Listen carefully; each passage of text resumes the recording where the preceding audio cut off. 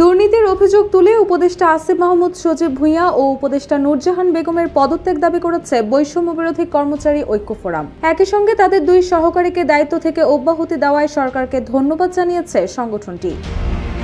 রোববার গণমাধ্যমে পাঠানো এক বিবৃতিতে এই দাবি জানানো হয়। এতে বলা হয়, দীর্ঘদিন ধরে বিভিন্ন মন্ত্রণালয়ে বদলি, পদোন্নতি, পদায়ন ও টেন্ডার সংক্রান্ত তদবির বাণিজ্যে লিপ্ত ছিলেন এই দুই উপদেষ্টার সহকারীরা। এর মাধ্যমে মোয়াজ্জেম হোসেন প্রায় 400 কোটি টাকা আয় করেছেন বলে অভিযোগ রয়েছে। একই ধরনের অভিযোগ রয়েছে স্বাস্থ্য উপদেষ্টার পিও তুহিন ফারাবী ও ডাক্তার মাহমুদুল হাসানের বিরুদ্ধেও। বাংলাদেশের প্রথম 5D AI ইনভার্টার যুক্ত সর্বোচ্চ বিদ্যুৎ সাশ্রয়ী যমুনা এয়ার কন্ডিশনার।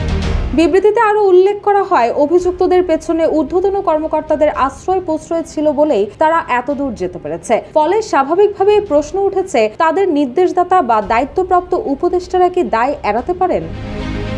সংগঠনটি বলছে, নৈতিক দায়বদ্ধতা ও জনমনের স্বচ্ছতা ফিরিয়ে আনতেই উপদেষ্টা আসিফ মাহমুদ সজীব ভুঁইয়া ও নূরজাহান বেগমের পদত্যাগ করা উচিত। পাশাপাশি দুর্নীতিতে জড়িত কর্মকর্তাদের বিরুদ্ধে কঠোর ব্যবস্থা গ্রহণে সরকারের প্রতি আহ্বান জানানো হয়।